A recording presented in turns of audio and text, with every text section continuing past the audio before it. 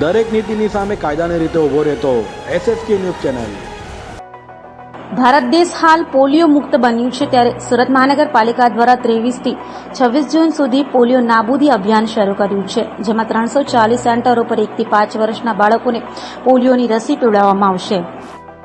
સુરત મહાનગરપાલિકા દ્વારા હાલમાં પલ્સ પોલિયો નાબૂદી અભિયાનની શરૂઆત કરાઈ છે।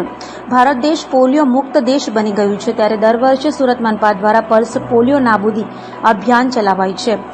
લકવાગ્રસ્ત નાબૂદી અભિયાનને તેજ કરવામાં આવ્યું છે। 23 થી 26 જૂન સુધી સુરત મહાનગરપાલિકા દ્વારા પલ્સ પોલિયો નાબૂદી અભિયાન ચલાવાઈ રહ્યું છે। સુરતમાં 340 સેન્ટરો પર 1 થી 5 વર્ષના બાળકોને પોલિયો પીવડાવવામાં આવશે, તો સુરત મનપાના આરોગ્ય વિભાગ દ્વારા માતા પિતાઓને બાળકોને પોલિયો પીવડાવવા અપીલ કરી છે, જેથી બાળકોના સ્વાસ્થ્યને કોઈ હાનિ નહીં પહોંચે।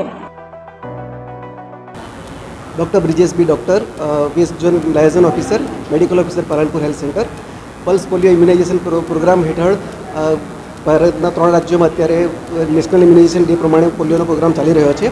એ પ્રમાણે દરેક આપણે 0 થી 5 વર્ષના બાળકોને પોલિયોના ટીપા પીવડાવવાના છે। એના માટે વેસ્ટ ઝોનમાં પણ 350 જેટલી ટીમ કાર્યરત છે અને એમને દરેક આજે બૂથ પર અને કાલથી ઘરે ઘરે ફરીને 3 દિવસ સુધી એટલે 23 થી લઈને 26 તારીખ સુધીના પ્રોગ્રામ ચાલવાનો છે। તે પ્રમાણે બધા દરેક બાળકને આપણે આવરી લઈશું અને એક પણ બાળક બાકી નહીં રહી જાય તેની કાળજી રાખવાના છે। એટલે દરેક બાળક પોલિયોથી રક્ષિત થઈ જાય એની કાળજી રાખવાની છે। અને પલ્સ પોલિયો ઇમ્યુનાઇઝેશન પ્રમાણે આજે બૂથની એક્ટિવિટી છે અને કાલથી ઘરે ઘરે ફરીને પોલિયોની રસી પીવડાવવાની છે। અંદાજે વેસ્ટ ઝોનમાં લગભગ 50,000 બાળકોને આપણે રક્ષિત કરીશું પોલિયોથી અને એને માટેની કામગીરી આજથી ઘણી સરસ શરૂ થઈ ગઈ છે। અંદાજિત 50,000 બાળકો જેટલા વેસ્ટ ઝોનમાં પીવડાવવાના છે।